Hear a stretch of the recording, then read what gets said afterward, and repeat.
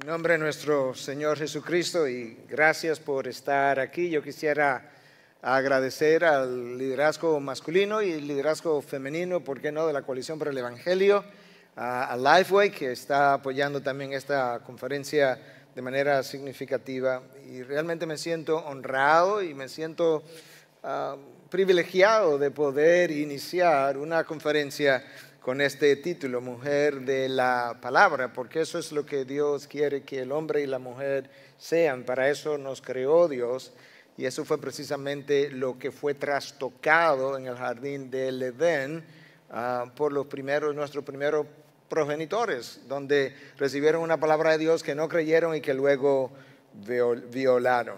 De manera que doy gracias a aquellos que estuvieron involucrados en la organización de esto. Doy gracias por el número de mujeres que Dios está levantando para orar, interceder, para liderar bíblicamente en el rol que la palabra muestra y enseña, para llevar a cabo todas y cada una de las tareas que Dios las ha diseñado para realizar. De manera que gracias. Y en una hora tan difícil como esta, nosotros necesitamos hombres y mujeres comprometidos con la palabra. El título de mi mensaje que me pidieron que pudiera traer para este comienzo de conferencia es la suficiencia de la palabra para transformación de vida. Y yo creo que ese es un tema relevante no solamente en este tiempo, sino en cada momento de la historia redentora, como nosotros vamos a estar viendo. Si hay algo que el hombre, la mujer, hijos de Dios necesitan hacer, es confiar en la palabra, en su Dios y en su palabra por encima de todo. Menciono eso porque Adán y Eva, como ya mencioné, no lo hicieron en el jardín del Edén. Confiaron más en la palabra de una serpiente con un poder satánico detrás antes que la palabra de Dios. Aarón, el hermano de Moisés, el sumo sacerdote, el primer sumo sacerdote de Israel, tampoco confió en la palabra de Dios cuando fabricó con sus propias manos un becerro de oro. Los jueces de Israel, uno fue peor que el otro, por así decirlo, y llevaron al pueblo a cometer todo tipo de iniquidad. David, el gran rey, aquel que se habló en un momento dado que era un hombre conforme al corazón de Dios, no confió en la palabra de Dios cuando hizo aquel censo que le costó 70,000 vidas a la nación de Israel. Los reyes, los príncipes, los sacerdotes, los ancianos de Israel no confiaron en la palabra de Dios, confiaron más en la palabra del hombre, algo que muchos predicadores y líderes hoy en día continúan haciendo. Los discípulos de Jesús no confiaron en la palabra de Dios. Jesús les predijo 3 veces, yo voy a morir, yo voy a resucitar al tercer día. Y cuando resucitó, las mujeres fueron y le dijeron a los discípulos, mujeres, como ustedes fueron y le dijeron a los hombres, a los líderes, Él resucitó tal cual Él había anunciado y tampoco le creyeron. ¿Cuándo es que el pueblo de Dios va a finalmente creer la palabra de Dios por encima de cualquier otra palabra? En la actualidad, muchos de los hijos de Dios confían en sus finanzas. Compran y venden sin consultar con Dios. Confían en sus habilidades, ya sea en su oratoria, ya sea en su preparación académica. O confían en la sociología para decirnos cómo fabricar o cómo edificar una iglesia. Confían en la psicología por encima de la palabra de Dios, la sabiduría del Dios creador para aconsejar a las ovejas.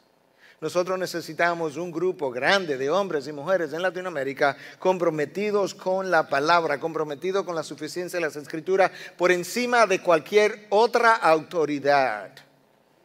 Dios gobierna su iglesia por medio de la palabra y es mi oración aún en este momento que Dios gobierne al predicador en este momento por medio de la misma palabra. Nosotros tenemos que hablar de la suficiencia de las Escrituras para transformación de vida, pero antes de eso yo quisiera mencionar que clásicamente se ha hablado de que la palabra tiene 4 atributos, por lo menos 4, tiene probablemente más, pero por lo menos estos son los 4 atributos clásicos. claridad, eso implica que el camino de salvación está claramente explicado en la palabra de Dios. Yo no necesito ser un experto en exégesis bíblica para entender, leyendo la palabra, cómo el hombre puede ser salvo. De ahí la palabra claridad, lo que los reformadores llamaban la perspicuidad de las Escrituras. No sé por qué escogieron una palabra tan confusa para hablar de la claridad de las Escrituras. Pero así somos. Autoridad, lo que implica que la palabra de Dios es la última autoridad en todas las áreas donde ella habla. La palabra no habla en todas las áreas y muchas veces queremos poner la palabra de Dios a hablar en áreas donde ella no habla. No. La palabra es la última autoridad donde ella habla. Opuesto en las palabras de R.C. Sproul, este teólogo contemporáneo que fue a la gloria recientemente, cuando la Biblia habla se terminó el argumento. No hay más nada que decir, no hay más nada que debatir. No importa el pastor, no importa el teólogo, no importa el seminario, se terminó el debate. En las áreas donde la Biblia habla, su autoridad está por encima de todo maestro, de toda autoridad, de todo pastor, de toda ciencia, de toda razón humana. Por eso es suficiente. Tercer atributo, necesidad. Lo cual implica que yo necesito la Biblia para poder ser salvo. La revelación de Dios en la creación, de la cual habla Romanos 1, en la conciencia del hombre, no es suficiente para salvar al hombre. Es suficiente para que el hombre entienda que hay un Dios creador, un Dios detrás de lo creado, pero tú necesitas la palabra de Dios para ser salvo. La fe viene por el oír y el oír por la palabra de Cristo. Y número 4, la palabra de Dios es suficiente. Suficiencia es el próximo atributo del cual se ha hablado tradicionalmente. Cuando hablamos de la suficiencia de las Escrituras, ¿a qué nos estamos refiriendo? Número 1, las Escrituras proveen todo lo que necesitamos conocer acerca de Dios. Todo lo que necesitamos. Las Escrituras proveen todo lo que necesitamos conocer acerca del hombre en su relación con Dios. Las Escrituras nos dicen todo lo que yo necesito saber para vivir de una manera que complazca a Dios. Las Escrituras son suficientes para enseñarme cómo yo debo adorar a mi Dios y vivir de una forma que glorifique su nombre. En esencia, eso define la suficiencia de las Escrituras. La suficiencia de las Escrituras no implica que lo único que necesitamos es la Biblia. No es cierto.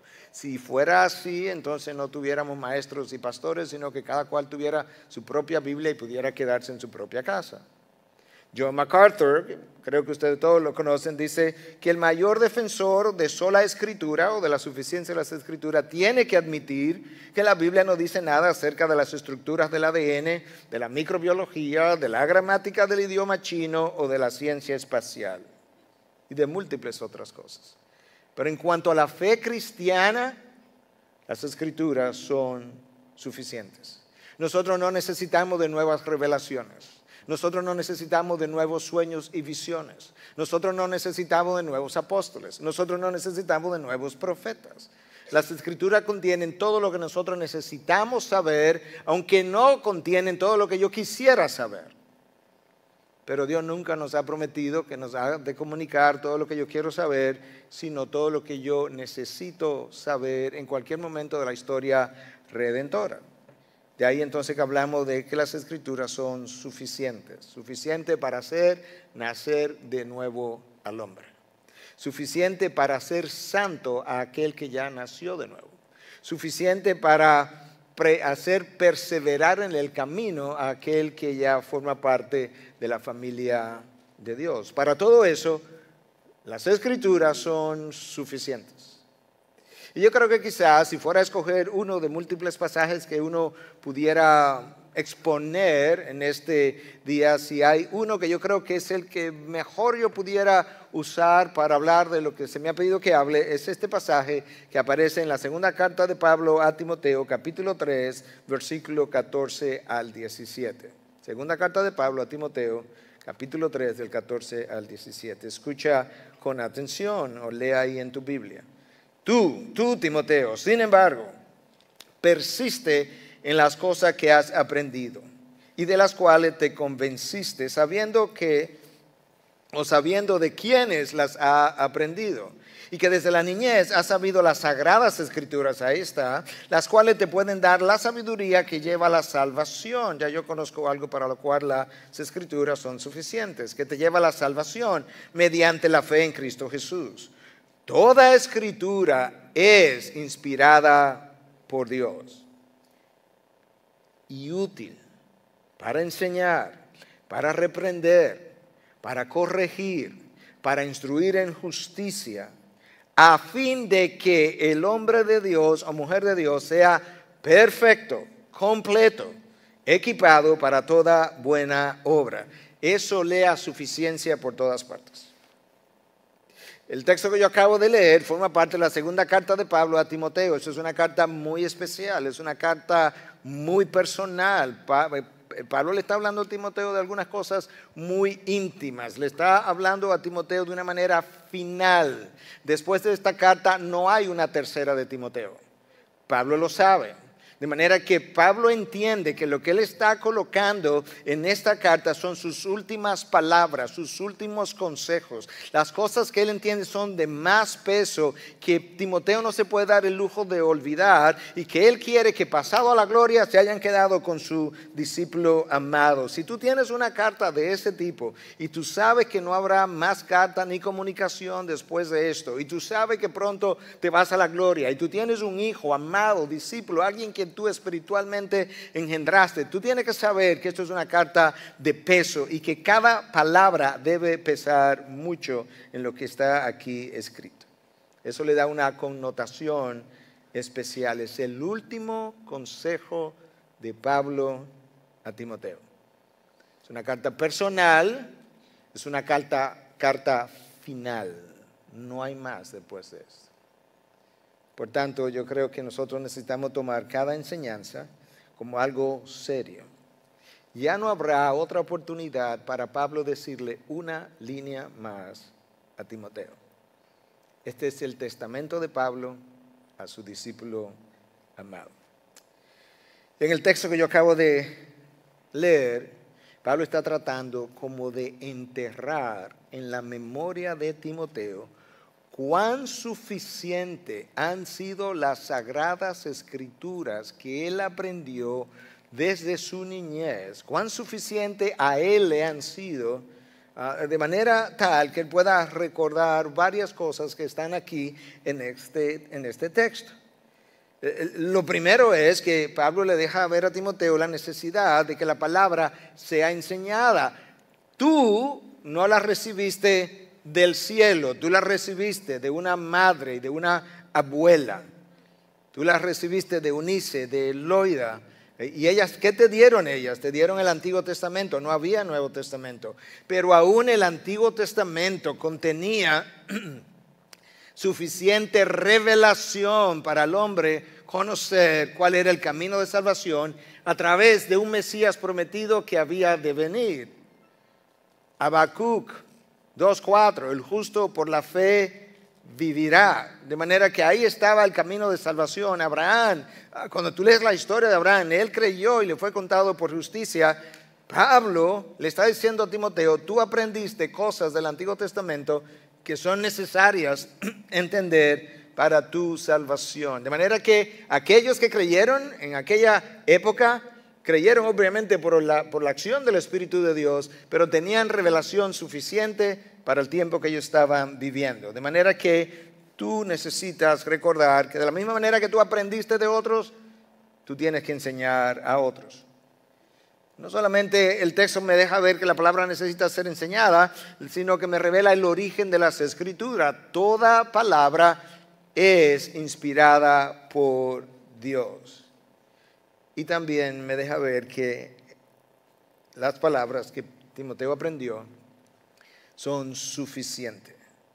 Esta es una carta personal para Timoteo y esto es una de las cosas que Pablo le dice. Persiste en las cosas que has aprendido y recuerda de quiénes las ha aprendido. Eso es interesante, que Pablo no simplemente le dice, recuerda lo que has aprendido, eso es importante, pero yo no quiero que te olvides de quiénes las ha aprendido. Yo no quiero que olvides que Loida y Eunice, que fueron tus primeras maestras en instrucción, ellas también eran el fruto de transformación de la misma palabra que a ti te transformó. De manera que no solamente recuerda qué has aprendido, sino de quiénes la aprendiste. Y luego recuerda también que lo nuevo, más allá del Antiguo Testamento, lo aprendiste de mí. Tú aprendiste de Loida y de tu madre Eunice, tus primeras instructoras, pero recuerda también que yo mismo fui tu maestro. Recuerda mi ejemplo, recuerda mi modelo, recuerda mi transformación de vida de perseguidor de la iglesia a evangelista, a pastor, a siervo fiel de Cristo. ¿Sabes qué, Timoteo? El poder de la palabra transformó a tu abuela y a tu madre, el poder de la palabra me transformó a mí. Tú aprendiste de nosotros. Él tuvo el privilegio de aprender de 3 personas piadosas y 2 fueron mujeres. ¿Te imaginas?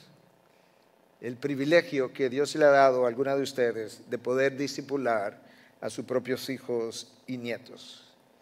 ¿Sabe por qué es importante que Timoteo recuerde de quiénes aprendiste la palabra? Porque quienes nos enseñan a nosotros la palabra influyen en cómo nosotros la recibimos.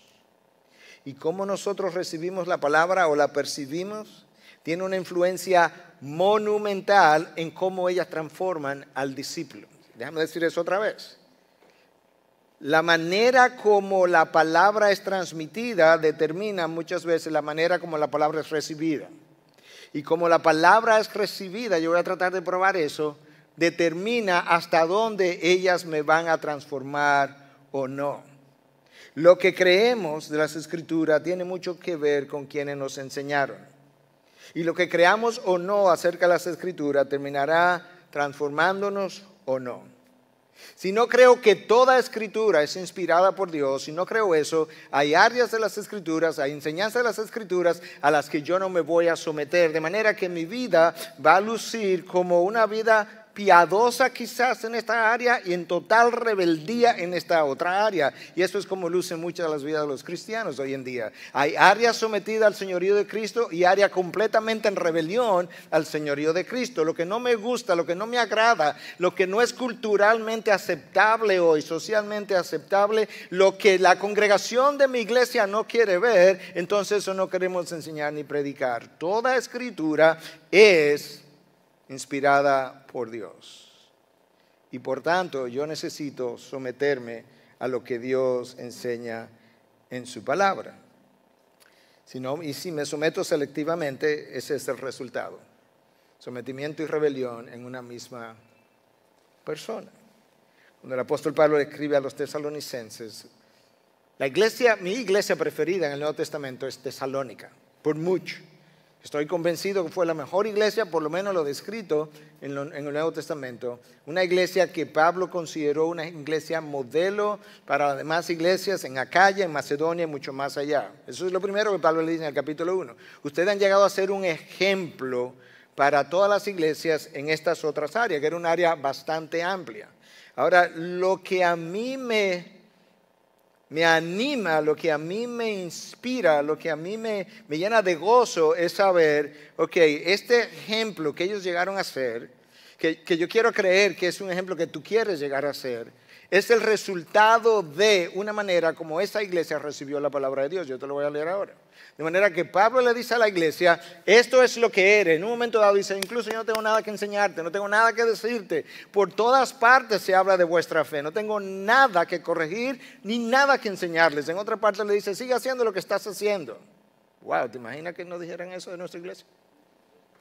Pablo dice eso de Tesalónica. Ahora escucha, tú avanzas al capítulo 2 y Pablo le dice por qué ellos llegaron a ser como llegaron a ser. Capítulo 2, versículo 13.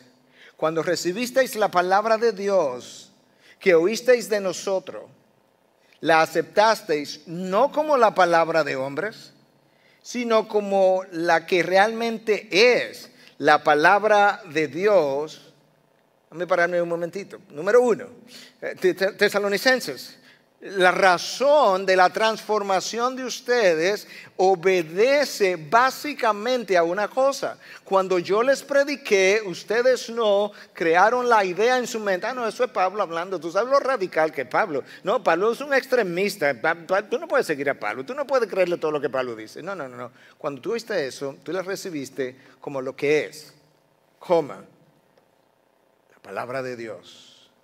No como la palabra de los hombres. En otras palabras, cuando me oíste hablar y enseñar y predicar, te sometiste a la autoridad absoluta de la palabra. No escogiste y dejaste. No hiciste un buffet de esa escritura. No me gusta esto, no me gustan las ensaladas, pero me como la carne. Ahora escuche, el texto no termina ahí. Sino como lo que realmente es la palabra de Dios. Ahora escucha, porque esto último es lo que tiene que ver con esta conferencia. La cual también hace su obra en vosotros los que creéis.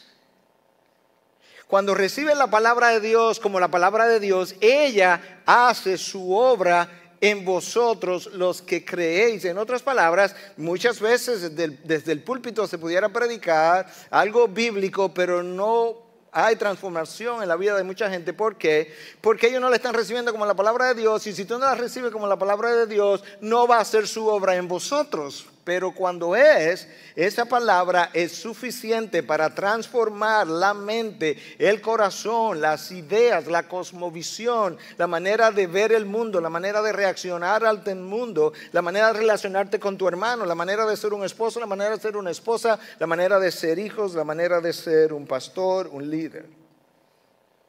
Y un maestro que no cree en la suficiencia de las Escrituras produce un discípulo más incrédulo que él. Un maestro que no cree en la suficiencia de las Escrituras producirá un discípulo más incrédulo que él. La palabra es suficiente para transformación de vida. ¿Y tú sabes dónde tú ves esto en esta carta? En el tipo de discípulo que Timoteo llegó a ser de Pablo. Lo puedes ver ahí mismo. De ahí en adelante, entonces, esa es la primera parte del texto, que tenía que ver con lo que él aprendió desde la niñez, que también recordara de quienes él aprendió. De ahí en adelante, Pablo comienza a hablarle de cómo esa palabra es suficiente para salvación y para la santificación hasta que tú entres en gloria.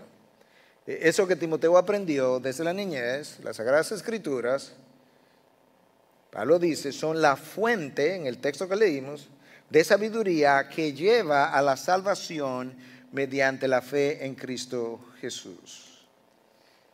Ahora Pablo me está ayudando a entender que las Escrituras no solamente son suficientes, son necesarias. ¿Por qué? Porque ellas son la fuente de la sabiduría que me lleva a la salvación en Cristo Jesús. Ahí está su necesidad. John Stott, otro de nuestros grandes maestros contemporáneos, que murió hace unos años atrás, quizás 7 años atrás, hablando de la suficiencia de las Escrituras y de la necesidad de toda la revelación de Dios, escucha estas palabras con detenimiento. Y la suficiencia y la necesidad en términos de conocer la salvación, porque ahí es donde estamos en el texto ahora mismo. Esto es lo que Stott dice. Ya que la Biblia es un libro acerca de la salvación, escuchaste, no acerca de ciencia, no acerca de medicina, no acerca de sociología, no acerca de muchas otras cosas donde quisiéramos que la Biblia habla y que no habla, ya que la Biblia es un libro acerca de la salvación, y ya que la salvación es a través de Cristo, la Biblia enfoca su atención sobre la persona de Cristo. Entonces nota cómo él lo divide. El Antiguo Testamento predice y prefigura su venida en diferentes formas y maneras. Los evangelios cuentan la historia de su nacimiento y su vida, de sus enseñanzas y sus obras, de su muerte y resurrección. El libro de los Hechos describe lo que él continuó haciendo y enseñando a través de los apóstoles elegidos, especialmente en la expansión del evangelio y estableciendo la iglesia desde Jerusalén hasta Roma. Las epístolas despliegan la gloria completa de su persona, de la persona de Cristo y su obra, y la aplica, escucha ahora, a la vida del cristiano y de la iglesia. No solamente que las epístolas me enseñan la obra completa de Cristo y de su vida, sino que además las epístolas, al ser prácticas, toman esa enseñanza y la aplican a la vida del cristiano y de la iglesia. Mientras que en Apocalipsis, las Escrituras muestran a Cristo compartiendo el trono de Dios ahora y regresando pronto para culminar su salvación y su juicio. El mostrar a Jesucristo de manera completa es necesario para producir fe en la persona, de manera que por fe nosotros podamos ser salvos. Fin de la cita. ¿Escuchaste esto? El presentar a Cristo por completo, desde su primer anuncio en Génesis 3:15 hasta el final en Apocalipsis, verlo en su trono, sentado, gobernando en gloria ahora mismo, y luego anunciando su venida en juicio. Esa presentación completa es necesaria para producir fe en la persona, porque por fe en Él podemos ser salvos. Cada libro de la Biblia es como una pieza de un rompecabezas. Tú conoces lo que un rompecabezas es, ¿verdad? Y tú tienes piezas y tú dices, esta pieza se parece a esta, y tú la vas colocando una al lado de la otra, una al lado de la otra, hasta que finalmente tú puedes ver el panorama completo. Así es cada libro de la Biblia. Forma una pieza de un rompecabezas. Ahora, a veces nosotros no entendemos todo lo que la Biblia ha revelado. No porque faltan piezas del rompecabezas, sino porque yo no tengo toda la sabiduría que Dios ha invertido en su revelación para extraer de dicha revelación y poder decir, yo entiendo todo lo que está aquí plasmado. No es verdad. Y entonces ahora, después que Pablo establece que las Sagradas Escrituras son suficientes para mostrar el camino de salvación, Pablo nos habla del origen de las Escrituras, que no es el tema de esta noche, pero que tengo que mencionar brevemente, porque está aquí. Toda Escritura es inspirada por Dios. Nota que no dice solo el Nuevo Testamento. Nota que tampoco dice las letras en rojitas de los evangelios. Nota que tampoco dice las enseñanzas que te son más fácil de digerir. Tampoco dice aquellas que son culturalmente relevantes.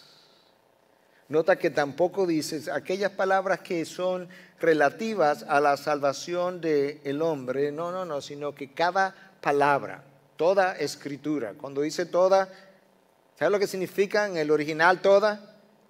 Toda. Y en chino, y en francés. ¿Cuál parte de todo queda excluido?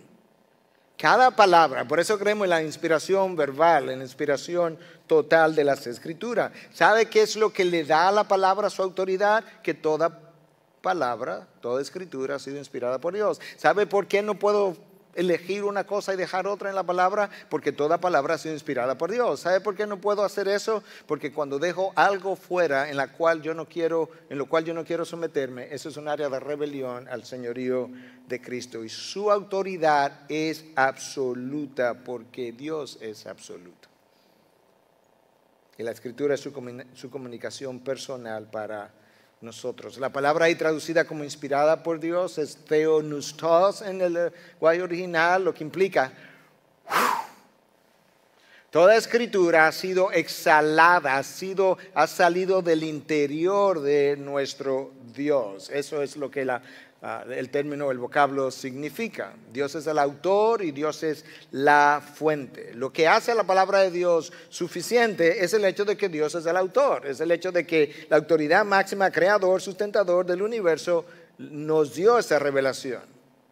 Si Dios no inspiró la palabra que Él nos ha dado, entonces la palabra de Dios o la Biblia es insuficiente, como cualquier otro libro que nosotros podamos leer. Tendríamos que hablar de la insuficiencia de las Escrituras.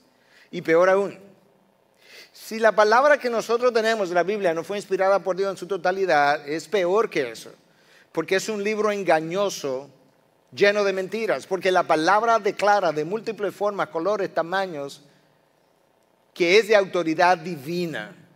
Y si la palabra declara que ella es de autoridad divina y no lo es, entonces es un libro mentiroso y engañoso para el hombre. De manera que nosotros tenemos que decidir si vamos a hacer en nuestra mente a la palabra de Dios un libro veraz. Lo es, estoy diciendo en mi mente. Si lo voy a hacer veraz o mentiroso. Y la manera como yo hago la palabra veraz o mentirosa es si en la manera en como yo vivo y decido obedecer es selectiva a lo que ella revela. Porque entonces declaro que ella no es de autoridad divina, como ella misma declara que sí es. Y ahora escucha, en el tiempo que nos queda, cómo Pablo le dice a Timoteo que la palabra de Dios es suficiente y es útil para enseñar, para reprender, para corregir, para instruir en justicia. ¿Y qué más, Pablo? A fin de que el hombre de Dios o mujer sea perfecto, completo. El trabajo que la palabra hace en aquellos que creen, como hablamos de los tesalonicenses, es tan extraordinario que hace al hombre completo. Bueno, lo hace sin pecado. No, Pablo no está hablando de eso. Equipado para toda buena obra. La palabra es suficiente para equipar al hombre para que vaya y haga el rol que Dios le ha asignado en la redención, en su participación en la historia redentora. Es suficiente para eso. La palabra de Dios o la vida cristiana comienza por fe, pero la fe viene por el oír y el oír por la palabra de Cristo. Ya sabemos eso. Sabemos también porque el texto que leímos dice que ellas son la fuente de la sabiduría que me revela el plan de salvación en Cristo Jesús. Ya sabemos eso. Pero ahora que ya yo soy nacido de nuevo, Pablo está diciendo a Timoteo, la palabra Timoteo también es útil para el que ya nació de nuevo. ¿Y cómo es útil? Porque ella es útil para enseñar y para corregir y para reprender y para instruir en justicia. En otras palabras, Timoteo, la palabra es suficiente y necesaria para la salvación, pero es suficiente y necesaria para la santificación. Desde el momento que nace de nuevo el individuo hasta el momento en que entra en gloria esa persona. Ella es útil, dice el texto. Lo que implica, cuando miras el lenguaje original y detrás del significado de esto de que es útil, es que es provechosa, es beneficiosa, es eficaz, es efectiva, es fructífera, es valiosa. ¡Wow! Todo eso. Y la palabra es tan eficaz y tan eficiente que cuando Dios habla, las cosas ocurren. Dios le habló a la nada y la nada lo produjo todo. ¿Te imaginas eso? Imagínate que en este salón no hay nada y Dios dice que aparezcan sillas. Sillas. Pero no fue eso lo que él hizo. Él habló y formó billones de galaxias con billones de planetas y de estrellas y de astros que todavía hoy nos rascamos la cabeza y decimos, ¿hasta dónde que esto llega? Recientemente hablaba con mi esposo en un momento dado porque estaba leyendo un artículo que hablaba de una galaxia que habían encontrado que estaba a 32 billones de años luz. En otras palabras, si viajas a 300,000 kilómetros por segundo, por los próximos 32 billones de años, acababas de llegar.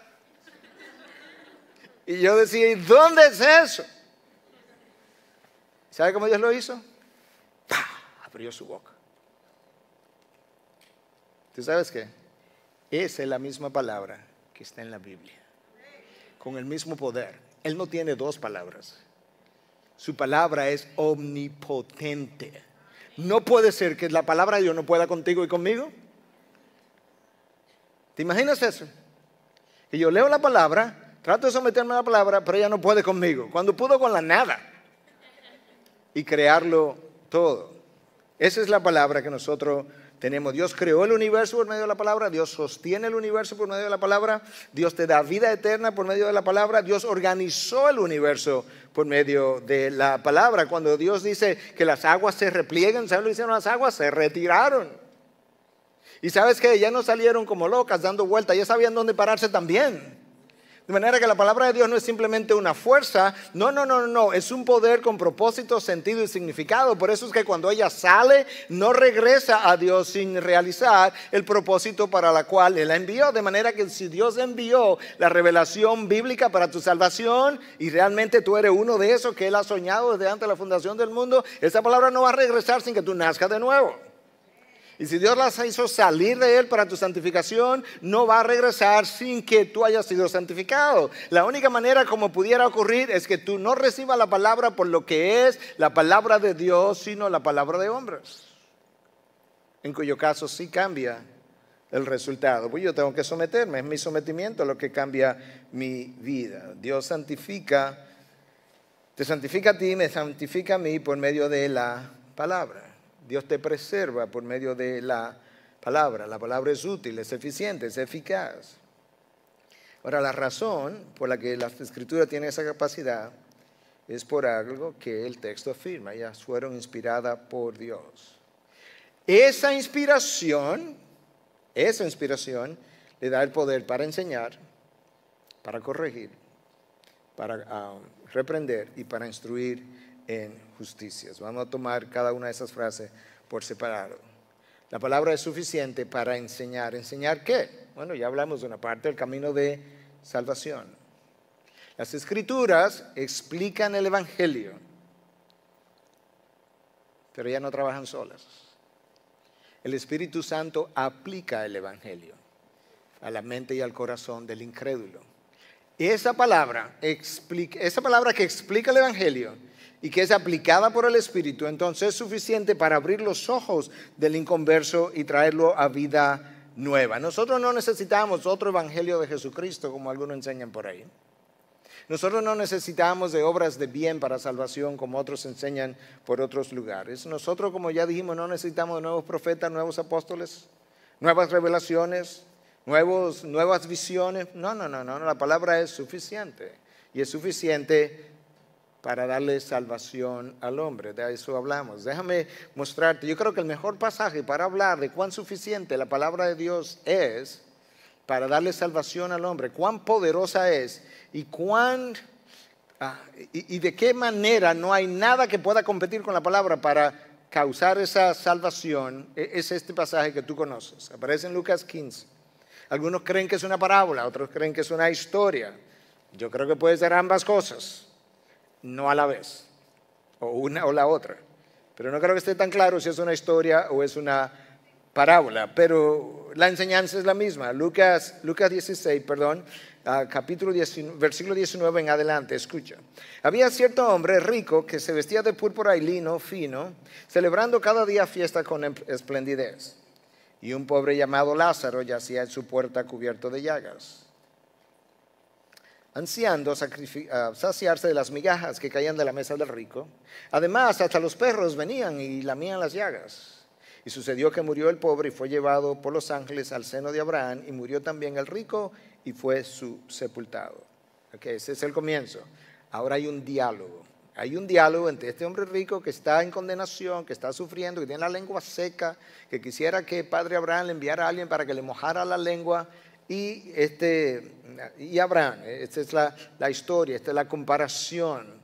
Este es el diálogo, y el diálogo termina de una manera que ilustra claramente cuán poderosa la palabra es, aún en el Antiguo Testamento, cuando la revelación de Dios no estaba completa. Entonces, él le dijo, te ruego, le dice este hombre en condenación, pues, Padre Abraham, que lo envíes a la casa de mi padre, pues tengo 5 hermanos, de modo que él los prevenga para que ellos no vengan también a este lugar de tormento. ¿Escuchaste? Este hombre está preocupado. Él recuerda que él tiene hermanos, 5, no 1, no 2, 5 hermanos que están igual que él, que no creyeron la palabra, que pudieran irse a la condenación como él. Y él quisiera que alguien saliera de donde está la gente sufriendo y llorando, donde hay llanto y crujir de dientes. Envía a uno de nosotros para que le diga a mi hermano que por favor que sí, que crean lo que está ahí revelado para que no tengan que llegar aquí. Padre Abraham le dice, ellos tienen a Moisés y a los profetas que los oigan. Y él le dijo, no, Padre Abraham, es como, no, es que tú no entiendes lo que yo estoy hablando. No, Padre Abraham, sino que si alguno va a ellos de entre los muertos, se arrepentirán. Él está seguro que si ellos oyen de que hay una condenación eterna y que esta gente vino del más allá al más acá, ellos se van a arrepentir. Mas Abraham le contestó, si no escuchan a Moisés y a los profetas, tampoco se persuadirán si alguno se levanta de entre los muertos. si no escuchan el testimonio de la palabra ya escrita, ya revelada, si no escuchan el poder de lo que ya Dios ha entregado a ese hombre, no importa quién se levante de entre los muertos, no hay manera de persuadirlos. ¿Por qué? Porque la palabra es suficiente, porque la palabra es omnipotente. Lo que la palabra de Dios no puede hacer por la salvación del hombre, no hay nada que lo podrá hacer. Y de hecho, alguien se levantó de entre los muertos. Alguien a quien ellos mataron, alguien a quien ellos le quitaron la vida, y cuando se levantó de entre los muertos y trajo el testimonio de la muerte a la vida y se presentó, ni sus discípulos querían creerlo. Tomás se resistió y dijo: no, a menos que yo ponga mi dedo en la llaga, a menos que yo ponga y yo pueda tocar su costado, yo no voy a creer. Ya había oído el testimonio de las mujeres, había oído el testimonio de los otros 10, había oído el testimonio de los 2 discípulos que iban camino a Emaús, y Tomás dijo: no, pues yo no lo creo. Imagina el poder de la palabra, de una revelación incompleta. Abraham le dice: no, ellos tienen a Moisés y tienen los profetas. En esa revelación hay poder suficiente para que crean. La mejor evidencia de eso es que cuando el profeta rebelde fue enviado en contra de su voluntad a predicar el evangelio de salvación a Nínive, Nínive creyó entera. Hasta los animales andaban vestidos de polvo y ceniza. Ese es el poder de Dios. Y no se había llegado al Nuevo Testamento. Su palabra es suficiente. La palabra de Moisés y la palabra de los profetas no era de Moisés y no era de los profetas. ¿Por qué? Porque toda escritura es inspirada por Dios. De manera que el que no crea a Moisés en Deuteronomio, no crea a Cristo en los evangelios. Los evangelios, la palabra de Cristo en los evangelios no es superior ni más poderosa a la palabra de Moisés en Deuteronomio. ¿Por qué? Porque toda escritura es inspirada por Dios. Toda escritura salió de Dios. Lo que Moisés escribió, tanto como lo que Cristo enseñó, lo que Pablo enseñó, lo que Pedro enseñó, lo que Juan enseñó y escribió. La palabra de Dios es más poderosa que el testimonio de aquellos que pudieran levantarse del infierno y venir y decir: hay un infierno y mírame que estoy quemado. Jesús se levantó de entre los muertos y tampoco le creyeron. Dios sostiene el universo por la palabra. Dios levantó muertos por la palabra. Dios llama a las cosas que no son como si fueran por medio de la palabra. De manera que dijimos que la palabra es suficiente para enseñar el camino de salvación. Dijimos que la palabra es suficiente para enseñar, y una de las cosas que enseña es el camino de salvación. Ahora la palabra es suficiente para reprender, le dice Pablo a Timoteo, para reprender a todo aquel que está dando un mal testimonio. Vamos a comenzar por ahí. Todo aquel que dice ser cristiano, pero no camina como uno. Tanto así, que cuando Pablo vio a Pedro, Pablo escribe a los Gálatas, dice: cuando fui a Antioquía, y me encontré a Pedro en Antioquía, y me di cuenta que Pedro de repente dejó de juntarse con los gentiles, los reprendí cara a cara. Pero ¿sabe lo que dice Pablo? Porque él no andaba en rectitud conforme al evangelio. En otras palabras, lo reprendí porque Pedro no estaba viviendo lo que predicaba. Y esa es la palabra de Dios, lo que ya Dios le había inspirado a ello. ¿Qué cosa? Que ya no había diferencia entre judíos y gentiles. Cuando yo vi a Pedro caminando o no viviendo lo que predicaba, yo lo confronté, y lo confronté cara a cara en frente de todos. ¿Por qué? Porque ya había un Bernabé y otros que se estaban alejando del camino precisamente por el testimonio de Pedro. La palabra de Dios es suficiente para reprender a aquel que no está andando conforme al evangelio. Es suficiente para reprender a aquel que nos tienta y nos quiere seducir. ¿Tú escuchaste eso? La palabra de Dios es suficiente para reprender al que nos está tentando y nos quiere seducir. Y el mejor ejemplo de eso, ¿cuál es? Cristo en el desierto, y Satanás viene y lo tienta de todas las formas posibles 40 días después, cuando él estaba hambriento. Y ¿sabes qué? El Hijo de Dios, la segunda persona de la Trinidad, el agente creador del universo no apela a su rango, no apela a su posición, no apela a su poder, sino que hace lo que muchos de nosotros no hacemos. Él apeló a la palabra, a la autoridad de la palabra y al poder de la palabra. Escrito está, escrito está, escrito está. Y al final Satanás lo dejó. ¿Cómo lo hizo? Haciendo uso de la palabra, porque ella es suficiente para reprender. Dice Pablo a Timoteo.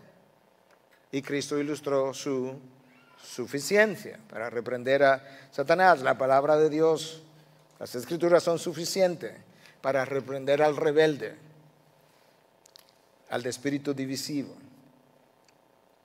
La palabra de Dios, y esto es importante, es suficiente para reprender, escucha, al que está en pecado y no lo ve. ¿Tú sabías eso? Que quizás aún en este grupo hay gente en pecado y está convencida de que no lo está. Yo no creo que haya un estado peor que ese. Pero ¿sabe por qué la palabra es suficiente para reprender al que está en pecado y no lo ve? Escucha por qué. Hebreos 4:12. Porque la palabra de Dios es viva y eficaz y es más cortante que cualquier espada de dos filos. Penetra hasta la división del alma y del espíritu, de las coyunturas y de los tuétanos. Pastor, no entiendo qué es eso. No, él te va a explicar ahora. Vete al paso. Y es poderosa para discernir los pensamientos y las intenciones del corazón. La palabra de Dios es tan efectiva, es tan eficaz, que ella es suficiente para tomar a un hijo de Dios que está en pecado e insiste que está andando bien, y que ella tomar entonces, y tú tomar la palabra como una espada y traspasarlo con la espada de manera tal que de repente la palabra que escuchó discierna y le muestre sus maquinaciones, sus intenciones malévolas en el interior de su corazón, las intenciones y las motivaciones de nuestros pensamientos y de nuestras inclinaciones. La palabra de Dios penetra lugares del alma donde ninguna otra palabra puede penetrar. La palabra de Dios revela cosas de ti, a ti y a mí que nadie más nos puede revelar.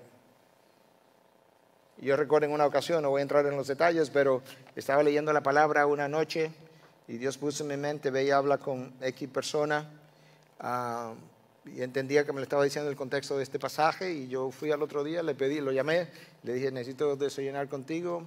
En el medio del desayuno le dije, mira, lee eso, un texto de las Escrituras. Él lo leyó y cuando él terminó le dije, ¿ese eres tú o no? Y él se vio traspasado y ahí mismo confesó y pidió perdón. La palabra de Dios es suficiente para hacer eso. La palabra de Dios es suficiente para la santificación del hombre. En las últimas horas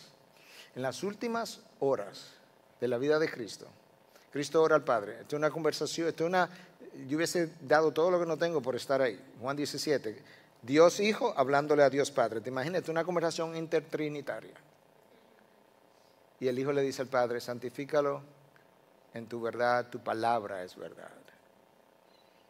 La razón por la que no estamos más santificados es porque no estamos más consumidos por la palabra.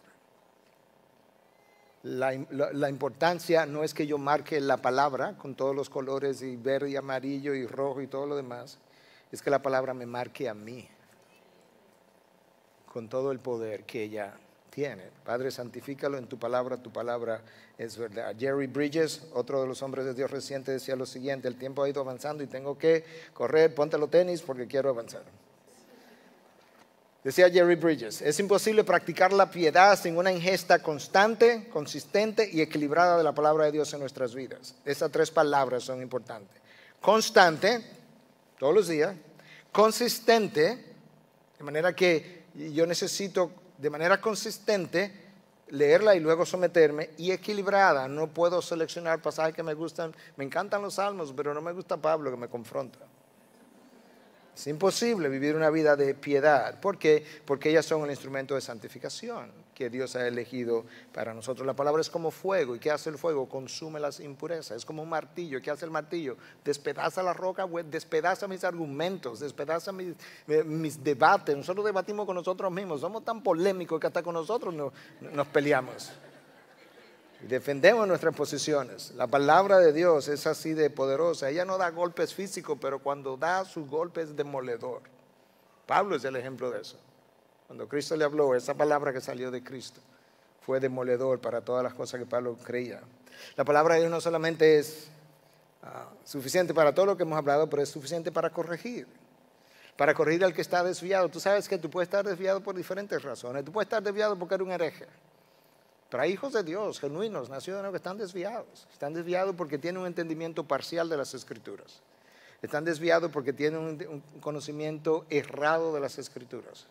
Están desviados porque se han sometido selectivamente a lo que la Escritura revela. Están desviados porque ignoran porciones de las Escrituras. Yo puedo estar desviado por toda y cada una de esas razones, pero ¿sabes qué? La palabra de Dios es suficiente para tomar al Hijo de Dios que verdaderamente quiere complacer a Dios. Esa es la pregunta, si tú quieres complacer a Dios o quieres seguir caminando como estás caminando. La palabra de Dios es suficiente para tomar al Hijo de Dios que está desviado y que quiere complacer a Dios y enderezarlo. Escucha lo que pasó con Apolos en el libro de los Hechos. Un hombre de Dios, un predicador genuino, tenía conocimiento incompleto y un tanto errado. Este Apolos, dice Lucas en el libro de los Hechos, había sido instruido en el camino del Señor y siendo ferviente en espíritu, hablaba y enseñaba con exactitud las cosas referentes a Jesús. Como que va bien, se enseña con exactitud. Aunque solo conocía el bautismo de Juan, le faltaba cosa entonces. Y comenzó a hablar con denuedo en la sinagoga. Pero cuando Priscila y Aquila lo oyeron, lo llevaron aparte y le explicaron con mayor exactitud lo que ya él conocía con exactitud. El camino de Dios. En otras palabras, él hablaba con exactitud lo que él conocía, pero él desconocía cosas. Entonces Aquila y Priscila y Aquila dijeron: Apolos, nos encantó lo que escuchamos, pero te falta algo. Y como él era un hombre de Dios, ¿sabes lo que hizo? Él se sometió a la enseñanza de Priscila y Aquila y corrigió lo que él no tenía. Hermana, y aquí hay un par de hombres, permite que otros te corrijan. Cuando la palabra es el arma de la corrección, no te resista, es para tu bien.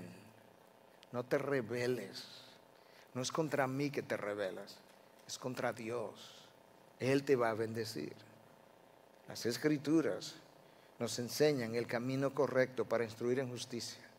La Biblia empleada dice que son suficientes para guiarnos a comportarnos honorablemente y con valentía moral. Las Escrituras son suficientes para eso. Ahora déjame decir algo en la medida que ya voy cerrando, porque cumplí mi tiempo. Las Escrituras por sí solas, sin la acción del Espíritu de Dios, no son suficientes. Las Escrituras por sí solas, sin la acción del Espíritu de Dios, no son suficientes. ¿Por qué? Pablo lo revela, eso no es una invención mía. En 1 Corintios, el hombre natural no acepta las cosas del Espíritu de Dios porque para él son necedad y no las puede entender. ¿Por qué? Porque se disciernen espiritualmente. Y si se disciernen espiritualmente, ¿qué yo necesito para discernirlas? El Espíritu. Las Escrituras, sin la acción del Espíritu de Dios, no son suficientes. El Espíritu inspiró la palabra, el Espíritu aplica la palabra, el Espíritu santifica, el Espíritu transforma. El mejor ejemplo de eso, la mejor ilustración, los fariseos conocían las Escrituras de arriba abajo, de principio a fin, de todas las formas posibles. Recitaban el Torá o la Torá, recitaban muchos de los libros del Antiguo Testamento y sus corazones permanecieron áridos. ¿Por qué? Porque se resistieron a la acción del Espíritu de Dios. Escucha cómo Pablo quiere que los tesalonicenses, la mejor iglesia para mí del Nuevo Testamento, cómo él quiere que ellos entiendan la combinación de la palabra y el Espíritu. Escucha la primera carta otra vez, capítulo 1, versículo 5. Pues nuestro evangelio no vino a vosotros solamente en palabras. Ahí está, la primera enseñanza. Yo les prediqué, yo les hablé, yo les evangelicé, pero no en palabras solamente, sino también en poder y en el Espíritu Santo y con plena convicción. Eso fue tesalonicense. Si tú quieres saber de dónde dependió el poder de transformación que fue observado en ustedes, que lo convirtió en una iglesia modelo, es que ustedes recibieron palabra de Dios en el poder del Espíritu, con la convicción que el Espíritu da, y entonces eso lo transformó. Esa es. Y ustedes llegaron a ser esa gran iglesia. Jesús mismo no ministró sin la unción del Espíritu de Dios. Fue ungido en el Jordán, ministró bajo la unción del Espíritu. reprendió demonios bajo la unción del Espíritu, enseñó las Escrituras bajo la unción del Espíritu, echó fuera demonios, como ya mencioné, por la unción del Espíritu. Déjame culminar con esto.